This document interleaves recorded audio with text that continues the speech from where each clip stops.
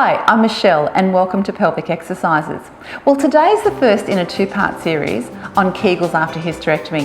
In this exercise video, I'm going to be talking to you about the importance of exercise and how to exercise your pelvic floor muscles. And in our next one, I'm going to be demonstrating how to do your pelvic floor or Kegel exercises after a hysterectomy.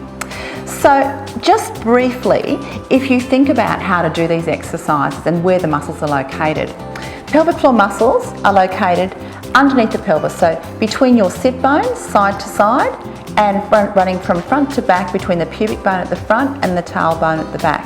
So they're like a hammock. So after hysterectomy surgery, we know that getting these muscles strong is really important for supporting your surgery long term. There is potentially some risk of prolapse or the pelvic organs falling down without really strong supports post-operatively.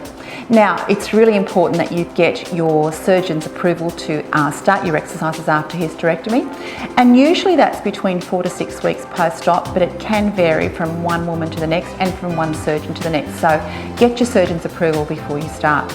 Now, ideally, when we go through the exercises in the next video, we're going to be looking at starting your exercises lying down, then moving to sitting, and then moving to standing. And you start them really gradually over that period of time. When you first start, and we'll talk through the action now, remembering to start with the correct activation around the 3 pelvic openings. So remember, your Kegel exercise is a lift and squeeze inside, in and around the pelvic openings. But when you start these after your surgery, the idea is to start really gently. So you might even start with a gentle contraction in and around the back passage, in and around the anus, seeing if you can lift and squeeze the muscles in that area, and then lowering them down. And then very gently again, lifting and squeezing using the muscles in and around the vagina and lowering them down.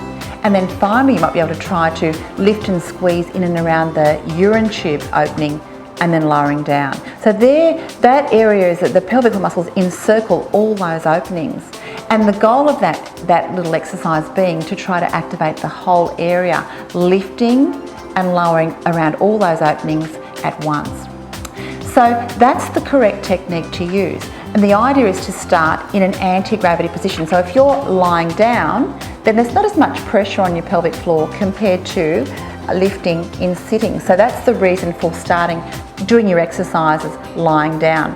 Now, you'll be progressing, starting at a couple of exercises a day, and you might do those a few times a day for the first few days to see how you go.